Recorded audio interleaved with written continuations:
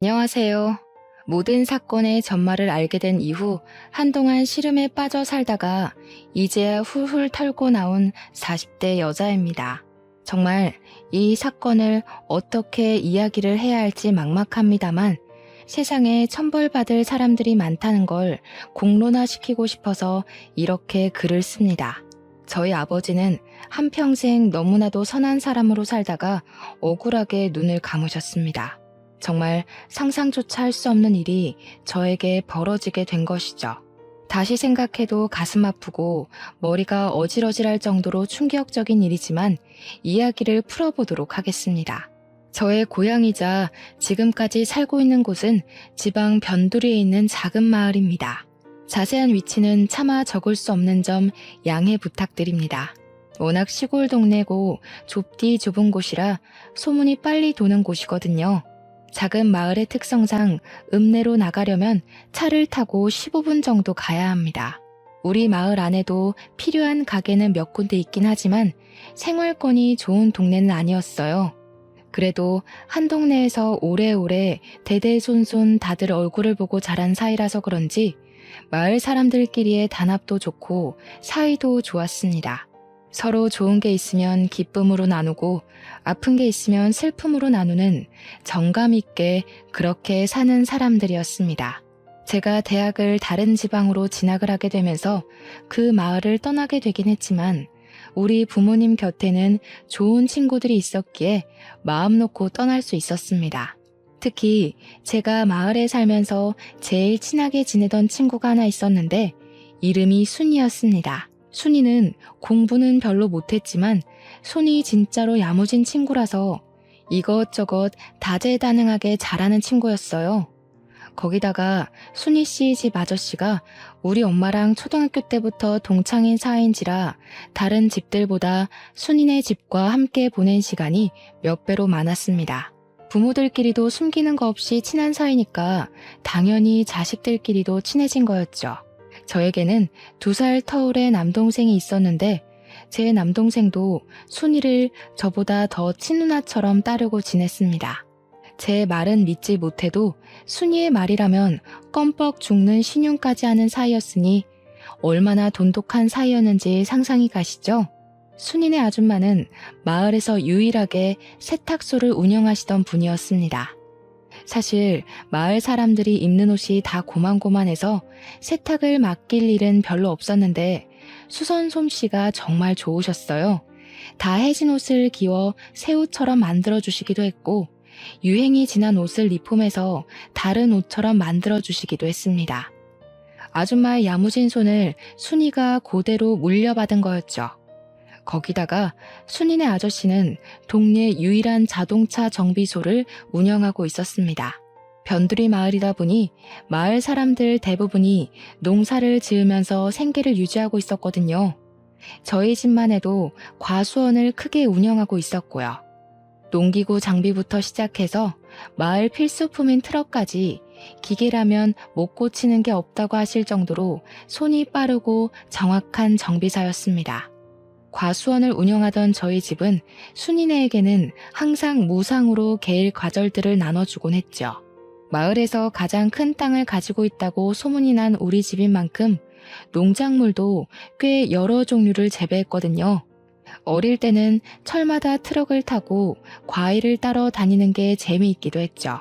과일을 수확하는 철이면 순이도 순이네 아줌마 아저씨도 모두 우리를 도와주곤 했습니다. 그 좁은 시골 동네에서 타지로 대학을 가게 되면서 저는 마을과 조금 멀어지게 되었습니다. 다른 동네의 물을 먹게 되니까 그 시골 마을이 얼마나 좁디 좁았는지 실감이 나기도 했고요. 제가 마을을 떠나면서 순이에게 다른 동네에서 살아보고 싶지 않냐고 물어보니 순이는 그 마을에서 평생 살 거라고 했습니다. 대입에 실패하기도 했고 자기는 이 마을이 너무나도 평화롭고 좋다고 했어요. 아줌마의 세탁소 일을 도와주면서 그렇게 제 몫을 하고 지내다가 좋은 사람이랑 결혼해서 마을에 정착할 거라고 했습니다. 저는 그런 순이를 어린 마음에 비웃으면서도 그래도 우리 부모님 옆에 있으니 우리 부모님이 적적하진 않겠다고 생각했죠. 내심 순이의 결정에 우리 부모님도 제가 대학이고 뭐고 다 때려치우고 마을에 남아서 과수원을 물려받았으면 하셨습니다. 제 생각은 물론 달랐습니다. 저에게는 남동생이 하나 있지 않겠습니까? 남동생이 과수원을 물려받을 거라고 생각했거든요. 그 땅이 얼마나 큰 땅인데 당연히 장남에게 물려주는 게 인지상정 아니겠습니까? 어릴 때부터 저는 그 땅을 단 한 번도 탐내본 적이 없습니다. 남동생이 기둥처럼 버티고 있었으니까요. 타지 생활은 꽤 어려웠습니다.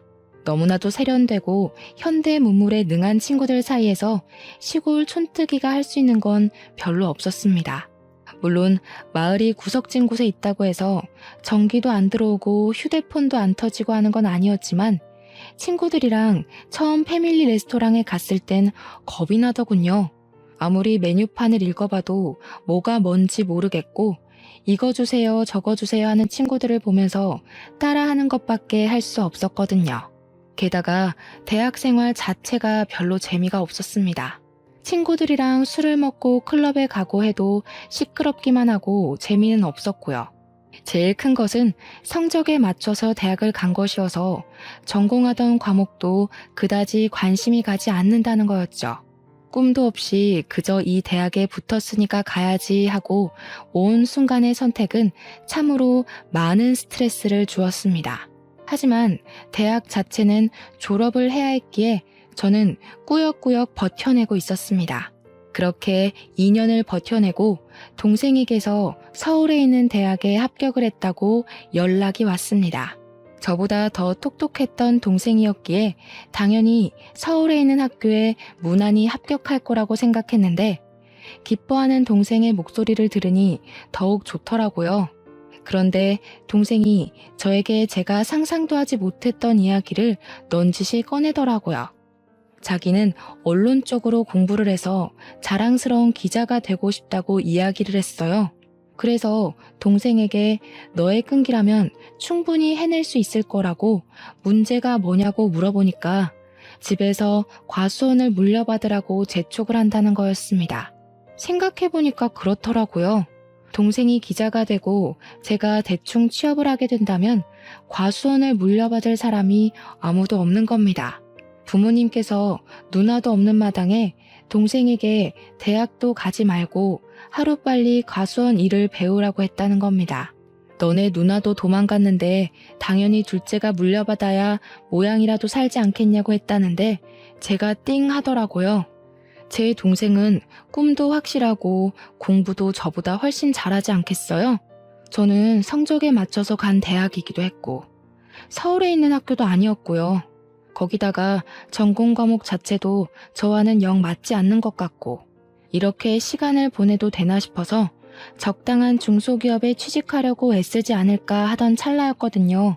제 인생 모토가 대충인 사람이라 대충 졸업하고 대충 취직하고 대충 결혼해서 대충 살아야지 싶었는데 동생의 고민을 들으니까 너무나도 부끄러워진 거죠.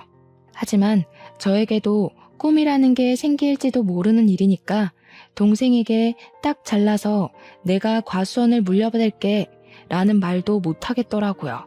결국 대학을 졸업할 때까지 저에게는 과수원이 짐처럼 남게 되었고 휴학을 하고 군대를 간 동생에게 결심을 말했어요. 내가 과수원을 물려받을 테니까 넌 꼭 기자가 되어서 네 꿈을 이뤘으면 좋겠다고 했습니다. 동생은 저에게 울먹이면서 고맙다고 몇 번이고 인사를 했어요. 누나가 그 짐을 짊어지는 대신 자기도 꼭 누나를 돕겠다고요. 말이라도 고맙지 우리 동생이 언제 저렇게 철이 들었나 싶더라고요. 저는 결국 타지 생활을 청산하고 다시 그 좁디 좁은 마을로 내려가게 되었습니다. 버스 터미널에서 마을버스를 타고 한참을 들어가 마을 입구에 딱 섰는데 뭔가 느낌이 새롭더라고요. 이제 여기에 뿌리를 내리고 우리 가업을 잇기 위해 내가 노력을 해야지 하고 결심을 단단하게 했어요. 제가 과수원을 물려받겠다고 부모님께 이야기를 했던 건 아니라서 앞으로 부모님과 상의를 하긴 해야 했어요. 그냥 막무가내로 마을에 내려온 것이었거든요. 집에 도착하니 그냥 놀러 온 줄 알았던 딸이 짐을 싸들고 온 걸 보고 부모님께서 조금 놀란 듯 하셨습니다. 저는 다짜고짜 할 말이 있다고 부모님께 이야기를 풀어놓기 시작했어요. 남동생의 꿈을 응원해주고 싶으니까 혹시 아들이 과수원을 물려받아야 하는 법이 있는 거 아니면 제가 물려받고 싶다고요. 부모님께서는 예상도 못했던 일이 벌어지긴 했지만 과수원을 물려받겠다고 자식이 짐까지 싸들고 내려왔으니 두 팔 벌려 환영을 해주었습니다. 세상에 아들이 물려받아야 하는 법이 어디 있냐면서 그렇게 꽉 막힌 사람들 아니라고 이제 과수원 운영하는 법을 찬찬히 알려주시겠다고 했어요. 저는 부모님 집에 정착을 하게 되었고 타지에 있던 짐들도 전부 부모님 댁으로 보냈습니다. 그렇게 1년을 넘게 과수원 일을 제대로 배우기 시작했습니다. 그냥 그동안 했던 것처럼 과일만 따고 선별만 하고 포장만 하면 끝나는 일인 줄 알았더니 내부에서 이뤄지는 사무일이 엄청나게 많더라고요. 거래처도 일일이 다 따지고 봐야 하고 외워야 하고 과일값 협상도 해야 하고 정말 할 일이 태산이라 이걸 어떻게 다 하지? 싶었습니다. 엄청나게 바쁘게 지낸 와중에도 순이랑은 꾸준히 만나고 연락을 하면서 지냈어요. 마을에 살던 젊은 또래 친구들은 죄다 타지로 떠나서 정착을 한 터라 저에게 남은 마을 친구는 오로지 순이밖에 없었습니다. 또 순이네 아저씨랑 우리 엄마랑 동창이라서 가족들끼리도 자주 보고 그랬다고 했잖아요. 순이뿐만 아니라 순이네 부모님과도 정말 많은 시간을 보내면서 많은 추억을 쌓았습니다. 군대를 제대하고 복학하기 전까지 대학에 복학하고 나서도 방학이면 틈틈이 내려오는 동생도 합세해서 추억을 쌓았죠. 동생이 내려오는 날이면 우리 집에서 작은 잔치가 열리기도 했습니다. 우리 동네가 배산임수로 유명한 동네이기도 했습니다. 변두리 산의 인근에 있는 마을이었는데 강이 굽이쳐 흐르는 곳이기도 했거든요. 공기도 좋고 물도 맑고 정말 요양하기 딱 좋은 그런 마을이라고나 할까요? 그래서인지 어릴 때 마을에 살던 분들도 나이 먹어서 다시 내려오고 하기도 했어요. 강에서 수영도 하고 산에서 솔방울도 줍고 했었는데 요 강이 또 낚시터로 상당히 유명한 장소였거든요. 저는 과수원 일을 하고 쉬는 날에는 낚시를 배워서 낚시를 다니기도 했습니다. 우리 아빠는 과일 따는 거 말고는 할 줄 아는 게 없어서 낚시 장인이라는 순이네 아저씨와 함께 낚시를 다니기 시작했어요. 손맛을 한번 보면 절대로 잊을 수 없다는 아저씨의 말처럼 저도 낚시에 요령이 생기니까 이게 너무나도 재미가 있더라고요. 낚싯지가 움직일 때까지 고요하게 평화가 유지되는 그 시간이 정말 사색에 잠기기도 좋고 저의 지난 날을 돌아보기에도 너무 좋았습니다. 순이네 아저씨는 항상 순이는 낚시 몇 번 가보더니 재미없다고 안 간다고 한다면서 저한테 딱 너 같은 딸이 있었으면 좋겠다고 하셨죠. 저도 물론 비슷한 감정이 들었습니다. 우리 아빠는 저와 다르게 술도 전혀 못 드시고 이런 취미도 없으셨거든요. 오죽하면 제가 순이네 아저씨한테 술을 배웠다니까요. 아저씨랑 술 한 잔 걸치면서 낚시도 하고 라면 끓여 먹는 게 그렇게 재미있을 수가 없었어요. 제가 과수원 일을 하면서 받은 스트레스를 순이네 아저씨와 취미생활을 도모하면서 풀었으니 대단히 친한 사이였죠. 동생이 오는 날이면 고기 파티가 열리곤 했는데 순이네 아저씨가 또 바비큐 장비를 다 가지고 있었어요. 그래서 순이네 집에서 고기를 구워 먹고 술도 마시고 진짜 신이 나게 놀기도 했습니다. 우리 아빠가 순이네 아저씨한테 얼마나 고마워했는지 몰라요. 자식들을 친자식처럼 너무 잘 챙겨준다고요. 그러던 와중에 순이한테 선자리가 들어왔고 읍내에 사는 건실한 청년과 선을 보게 되었습니다. 마을에 계신 어르신이 주선한 선자리였는데 그 어르신이 평판이 별로 좋은 분은 아니라서 저희 가족도 꽤 걱정을 하긴 했어요. 그런데 발그레해진 뺨을 하고 돌아온 순이는 그 남자가 너무나도 마음에 든다고 했습니다. 평소 마을을 떠난 적 없던 순이가 아줌마 밑에서 세탁소 일 도우며 근근히 잡일하며 사는 게 마을 사람들도 걱정이 되었었나 봐요. 시집이라도 멀쩡하고 건실한 남자 붙잡아서 가는 게 좋은 거 아니겠냐고 주위에서도 잘 만났다고 칭찬을 해주었죠. 웬일로 그 괴팍한 노친네가 좋은 사람을 다 소개해줬냐고 잘 됐다고 한 소리씩 얹었어요. 상대방도 그렇고 순이도 그렇게 둘 다 첫눈에 뿅 간 건지 연애를 시작하더니 얼마 지나지 않아서 결혼까지 하겠다고 한 거죠. 우리 집 와서 연애하는 이야기를 해주는데 제가 너무너무 신기하더라고요. 어떻게 사람에게 첫눈에 반할 수 있지? 싶어서요.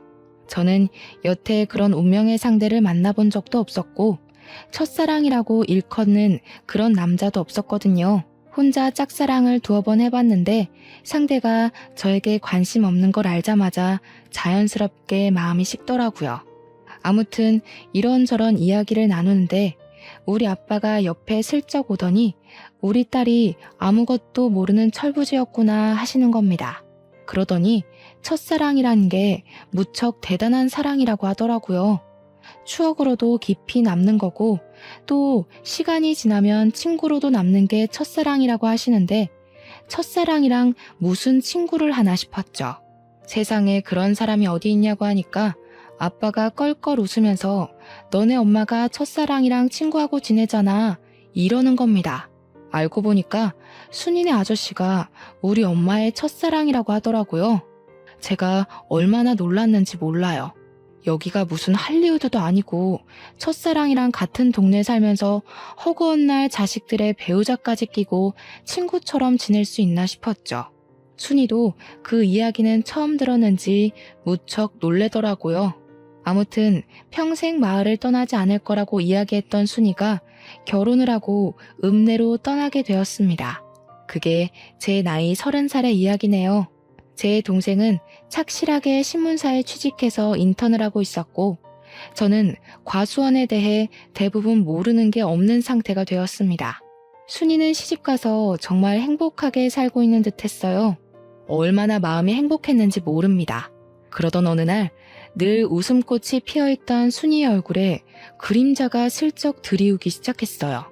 순이에게 무슨 일 있냐고 물어봤는데 아무 일도 없다고 하더라고요. 그래서 그냥 그런가 보다 했죠.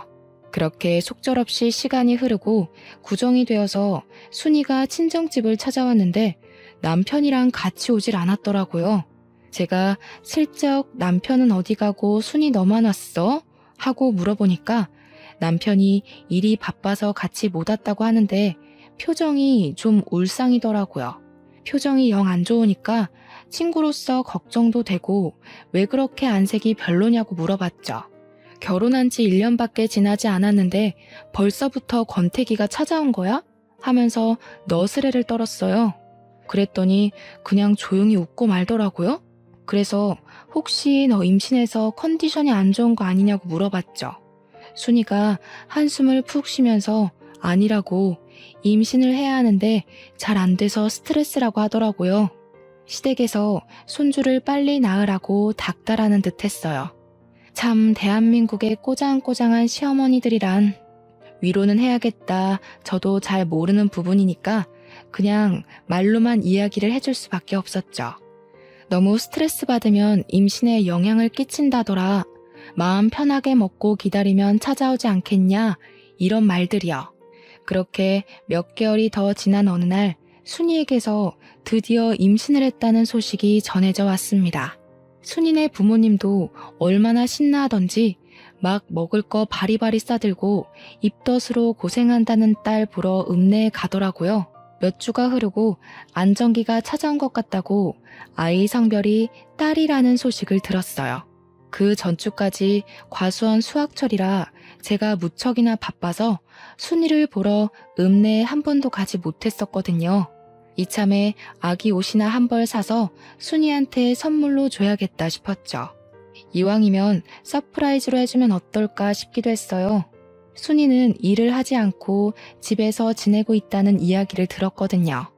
그래서 순이네 아저씨한테 순이네 읍내 집을 물어보고는 때마침 내려온 남동생과 함께 선물을 사들고 찾아갔습니다. 딸을 가졌다고 했으니 분홍색 네이도 사고 아가들이 쓰는 용품들도 사서 순이네 집 벨을 눌렀습니다. 분명 벨을 누르기 전에 안에서 사람 기척도 느껴졌고 순이 목소리도 흐릿하게 들린 것 같은데 벨을 누르자마자 조용해지는 거예요. 못 들었나 싶어서 현관문을 쿵쿵 두들기는데도 아무도 문을 열어주지 않더라고요. 벨을 2번 더 누르고 아무도 없어요? 순이야! 하고 부르는데 누가 누구세요? 하면서 화를 내면서 문을 벌컥 열더라고요. 순이 남편이었어요. 그런데 꼬락서니가 영 이상한 겁니다. 술 냄새도 잔뜩 나고요. 저를 빤히 쳐다보면서 인상을 쓰길래 나 순이 친구라고 순이 집에 있죠? 하는데 집에 순이가 없다는 거예요. 분명 제가 순이로 추정되는 목소리를 뻔히 들었는데 순이 없다고 문을 떡하니 지키고 있으니까 수상하잖아요. 마누라가 임신까지 했는데 설마 이 새끼 바람을 피우는 건가? 하는 생각이 들었죠. 근데 현관 앞 신발장에 순이가 맨날 신는 신발이 떡하니 있더라고요. 그래서 제가 순이 목소리를 들었다고 순이 불러달라고 했습니다. 그 순간 우리 남동생이 뭔가 이상한 낌새라도 느낀 건지 그렇게 예의가 없는 자식은 아닌데 순이 남편을 밀치고 집으로 들어가는 겁니다. 당황한 순이 남편은 뭐 하는 짓이냐고 남동생을 끌어내려고 하고 저는 그런 순이 남편한테 순이가 근처에 나간 거면 집에서 기다리겠다고 했죠. 우리가 선물도 사왔는데 문전 박대하는 건 아닌 것 같다. 내 동생 서울 가야 하니까 오늘 꼭 만나야 한다고 했습니다. 순이 남편이 짜증을 확 내는데 집에 들어간 동생이 갑자기 막 집안을 뒤지는 거예요. 순이 남편이 놀래서 아, 뭐 하는 거야? 나가! 하는데 남동생이 아랑곳하지 않고 방문을 막 벌컥벌컥 열었어요. 일단 남동생이 이상한 행동을 하니까 저도 따라 들어가서 뭐 하는 짓인가 하고 살펴봤죠. 집이 큰 집도 아닌데 물건이 어찌나 너부러져 있는지 발에 막 채이더라고요. 순이 성격이 청소를 안 할 아이도 아닌데 하고 의심하고 있었습니다. 순간 남동생이 문 열어봐. 순이 누나 거기 있지? 이러는데 방문 하나가 잠겨 있는지 손잡이가 안 돌아가더라고요. 문 열어봐. 정순이 거기 있지? 이러는데 순이 남편이 너 뭐야? 뭐 하는 새끼야? 경찰 부를 거야? 난리가 난 겁니다. 순간 이거 보통 일이 아니다 하는 생각이 머릿속에 확 스쳐서 제가 순이가 있을 법한 방문에 대고 소리를 쳤어요. 순이야, 우리가 도와줄게 나와봐. 무슨 일인데 그래? 그 순간 순이가 문을 열고 나오는데 저랑 남동생은 까무러치는 줄 알았습니다. 순이가 코피를 줄줄 쏟아내는 채로 머리까지 잔뜩 헝클어진 상태로 울면서 나오더라고요. 제가 너무 놀라서 순이야 하고 순이에게 달려갔는데 순간 남동생이 순이 남편 멱살을 떡하니 잡더라고요. 우리 남동생이 키도 크고 덩치도 꽤 좋았거든요.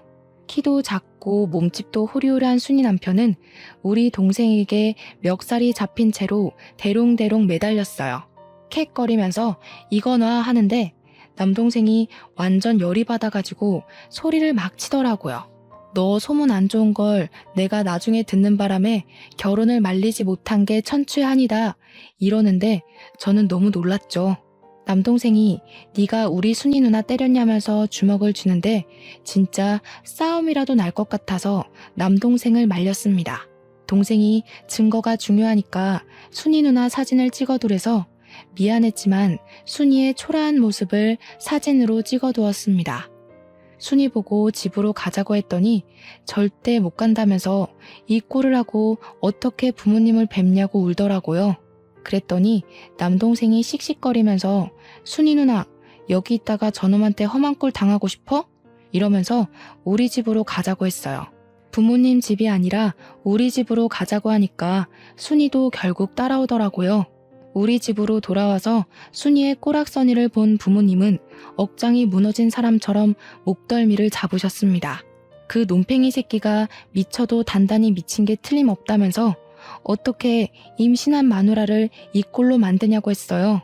결국 우리 부모님이 순이네 부모님한테 연락을 했고 한달음에 우리 집으로 달려와 순이의 모습을 보고 엉엉 우셨습니다.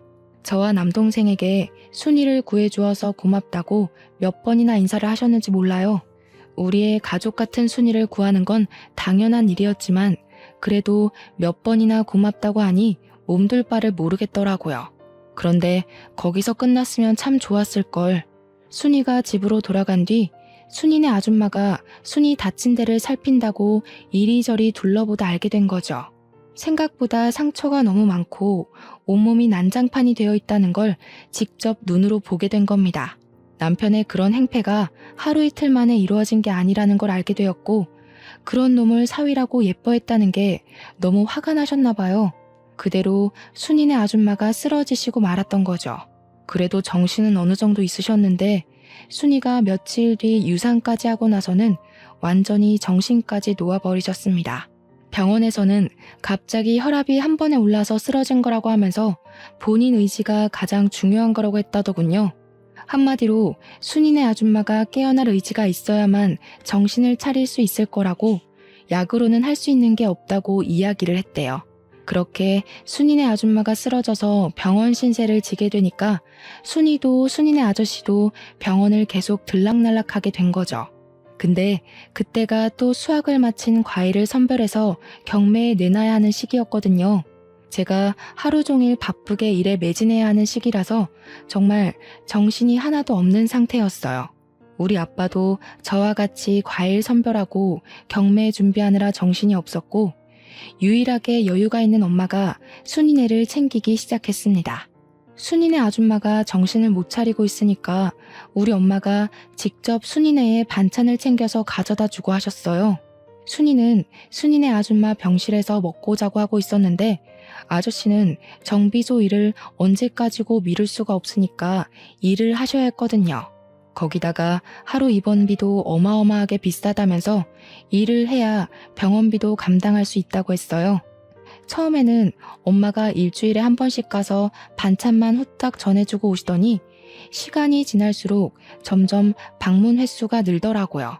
오죽하면 아빠가 뭘 그렇게 열심히 챙기냐고 첫사랑은 이길 수 없는 거냐며 농담을 던지시기도 했습니다.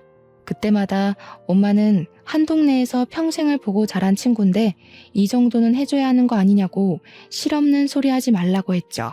일주일에 한 번씩 반찬만 주고 오던 게 어느 날부터는 청소도 해주고 살림도 봐주시더라고요.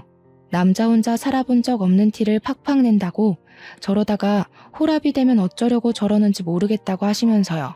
나중에는 우리 집에 있는 시간보다 순이네 가 있는 시간이 더 많은 듯 했습니다. 문제는 더 있었어요. 순이 남편이 순이를 병원까지 찾아와서 난동을 부리게 된 겁니다. 결국 병원에서 폐악질을 하다 경찰까지 출동을 했고 순이가 급하게 경찰서에 조사를 받으러 가게 된 것이었어요. 순이네 아저씨는 정비일을 하느라 움직일 수가 없었고 순이네 아줌마 병실을 지킬 사람이 필요해진 거죠. 몇 시간만 돌보면 되는 거라 간병인을 하루치 급하게 구할 수도 없는 상황이어서 아빠가 엄마 보고 좀 다녀오라고 했죠. 이웃 간의 정이 얼마나 깊은 건지 아냐고 누누이 말했던 우리 엄마가 순이네 아줌마 병실에 가라고 했더니 버럭 하시더라고요. 내가 거길 왜 가? 원래 순이 엄마랑은 친하지도 않았어. 이러면서 저보고 가라는 겁니다. 경매 준비로 잠잘 시간이 모자랄 정도인데 거기다가 순이네 집에 그렇게 허구한 날 가놓고는 순이네 아줌마랑 안 친하다는 건 뭔지. 아무튼 순이가 금방 병실로 돌아갈 수 있어서 다행이었지 아니었으면 면도 못 세울 뻔했습니다. 그리고 얼마 안 있어서 결국 순이네 아줌마는 영영 하늘나라로 떠나고 말았어요. 장례를 치르는데 우리 아빠도 그간 나눈 정이 있어서 그런지 막 엉엉 우시더라고요. 순이네 아저씨도 같이 엉엉 울면서 두 분이 세상 떠나가라 슬퍼하셨어요. 그런데 우리 엄마가 그걸 상당히 꼬락선이 난 눈빛으로 바라보시는 겁니다. 우리 아빠가 우는 게 고가웠는지 갈 사람 간 걸 가지고 되게 운다고 핀잔 섞인 말을 뱉더라고요. 저는 순간 우리 엄마가 무슨 사이코패스라도 된 줄 알았습니다. 어떻게 장례식장에서 그런 이야기를 할 수가 있나요? 물론 조용히 말해서 저 말 슬쩍 듣긴 했는데 죽은 사람 영정 앞에서 할 이야기가 있고 못할 말이 있지 너무 어이가 없더라고요. 그 와중에도 순이네 아저씨랑 아빠랑 술에 취해서 바닥에서 자고 있으니까 담요는 또 덮어주더라고요. 우리 엄마가 갱년기라 예민한가 싶었죠. 제가 보기엔 순이 아줌마랑도 꽤 친해 보였었는데 갑자기 저러니까요. 장례가 다 끝나고 나서부터 우리 엄마는 대놓고 순이네 아저씨를 더 챙기기 시작했습니다. 우리 아빠가 오죽하면 엄마한테 마더 테레사라고 별명을 지어주기도 했다니까요. 우리 아빠가 허락한 일이고 자주 챙겨야 덜 외롭지 않겠냐고 하신 터라 그러려니 하긴 했지만 솔직히 남복이 좀 무섭더라고요. 혹여라도 이상한 소문이라도 나는 건 아닌가 걱정이 되기도 했어요. 그래도 한 이웃으로 살았던 정이 있으니까 저도 모른 척하기도 좀 그렇고 복잡한 감정이 들었죠. 순이도 결국 남편과 이혼을 하고 아이의 집으로 돌아와서 순이네 아줌마가 운영하던 세탁소를 물려받아서 일을 시작했어요. 근데 이상하죠? 순이가 돌아왔으니까 더 이상 우리 엄마가 순이네 아저씨를 챙길 이유가 없는 거나 마찬가지 아니겠어요? 발길이 조금 뜸해지긴 했지만 그래도 일주일에 한 번씩 반찬을 주러 가더라고요. 순이도 손재주가 워낙 좋은 아이라 반찬 같은 걸 다 할 줄 알 텐데 엄마가 왜 저렇게까지 챙기나 싶었습니다. 동생이 내려오면 순이네 집에서 바비큐를 하고 잔치도 열고 하긴 했지만 그래도 우리 가족끼리 보내는 시간이 꼭 있었거든요. 그런데 우리 동생이 정식 기자가 되어서 진짜 몇 개월에 한 번 내려올까 말까 하는데도 꼭 순이네랑 같이 모여야 한다는 겁니다. 그 순간 그런 직감이 드는 겁니다. 우리 엄마가 설마 순이랑 동생을 이어주려고 저러는 건가 하는 생각이요. 젊은 남녀니까 충분히 정분이 생기고도 남을 수 있지 않겠어요? 순이가 이혼하기 전에 찾아갔을 때 동생이 예민하게 행동한 부분도 있었고요. 순간 나만 모르게 가족들끼리 이미 다 행동에 옮기고 있었나 싶었습니다.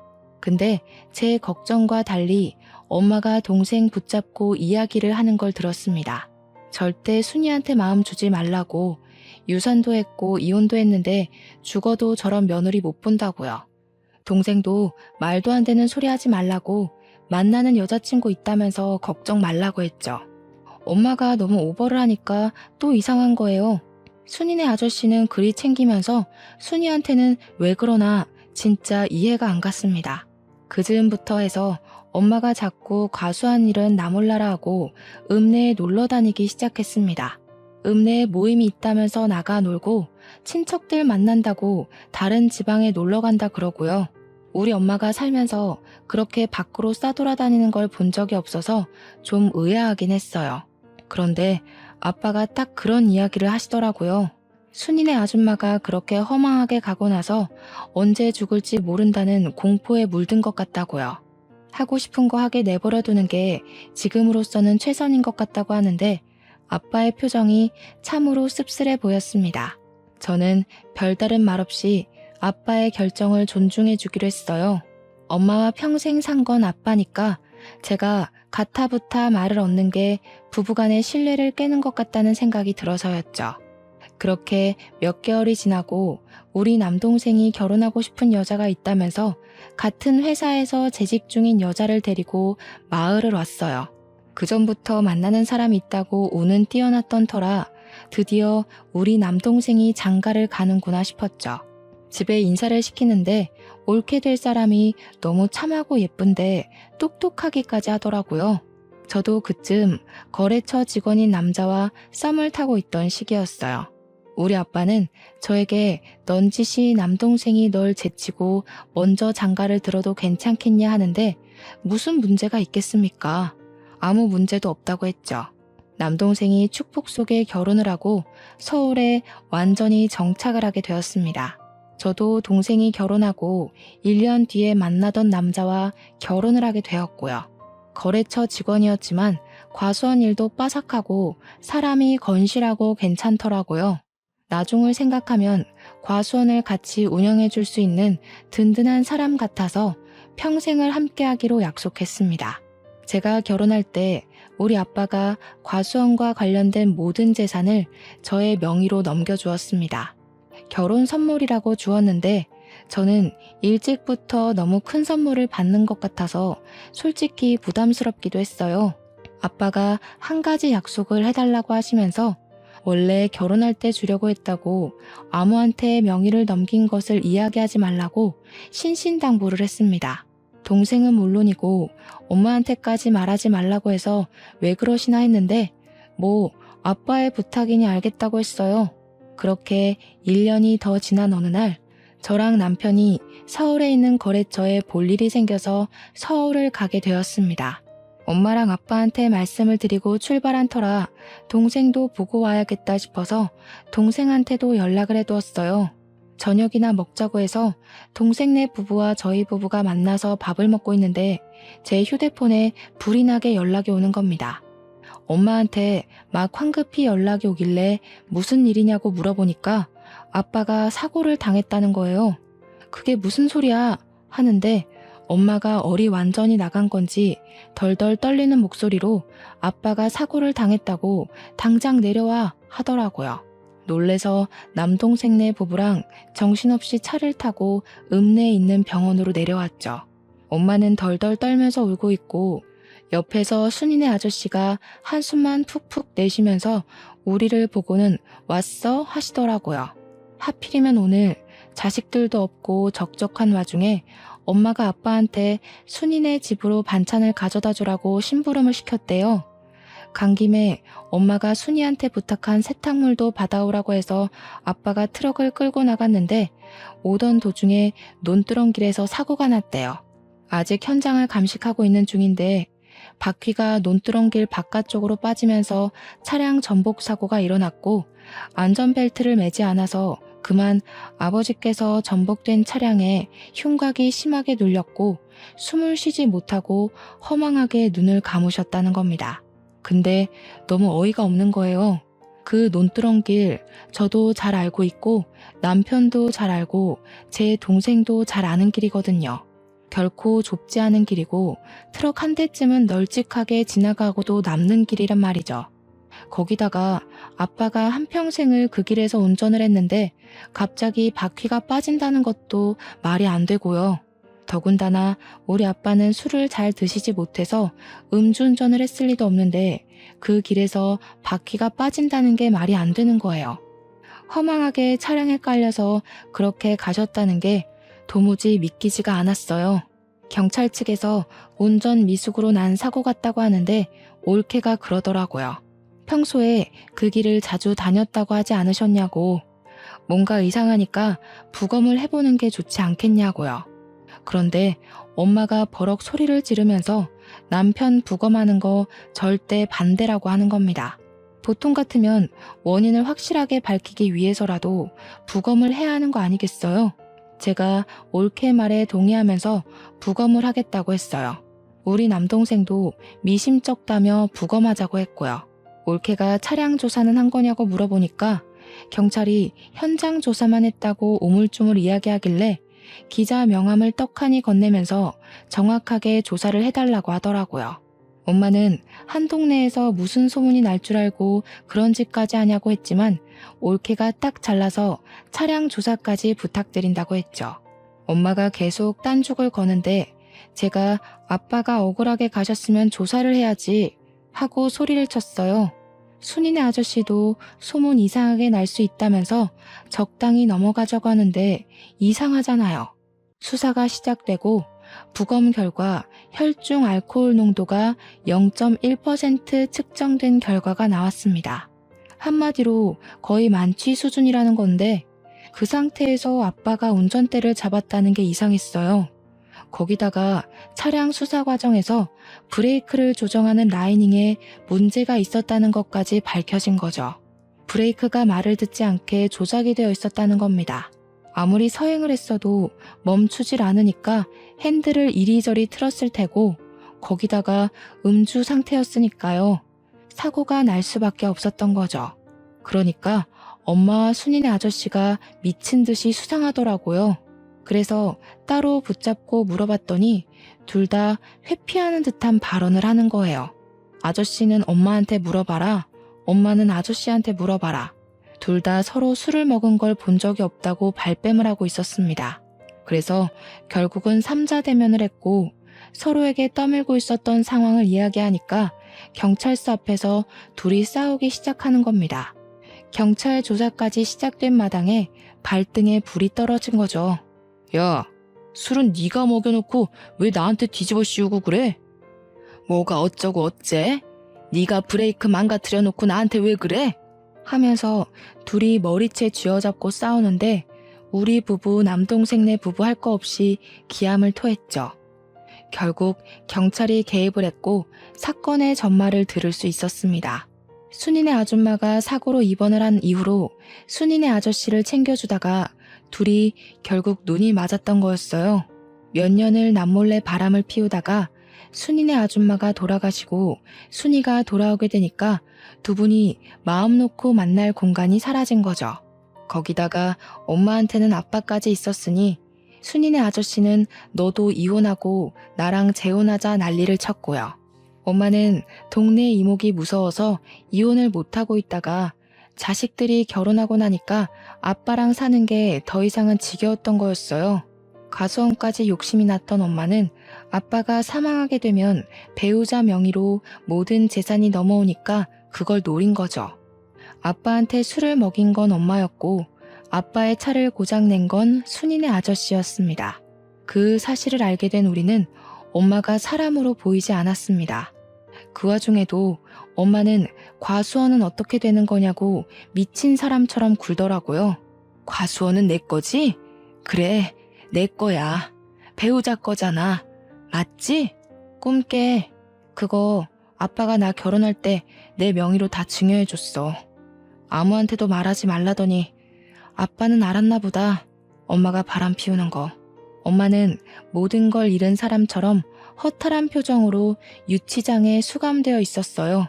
순이네 아저씨도 머리를 쥐어뜯으면서 고개를 푹 숙이고 유치장 구석에 앉아 있더라고요.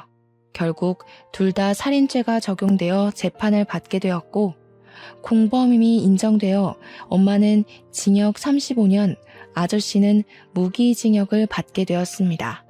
모든 사실을 알게 된 순이는 그대로 잠적을 했고 어디서 뭘 하고 사는지 지금까지도 모르고 지내고 있습니다. 결국 저는 부모님과 함께한 추억이 담긴 집이 지긋지긋해서 처분을 하고 읍내에 있는 아파트로 이사를 갔습니다. 일이 어떻게 되었든 과수원은 운영을 해야 했으니까요. 우려했던 대로 동네에 흉흉한 소문이 싹 돌았지만 다들 저를 불쌍하게나 생각하지 손가락질하진 않더라고요. 저는 남편을 의지하며 여전히 과수원을 운영하면서 살고 있습니다. 동생도 저도 아직까지 엄마의 면회는 가본 적이 없어요. 아마 앞으로도 갈 일은 없을 것 같습니다. 지독한 첫사랑이 뭔지 사람 한순간에 망가지더라고요.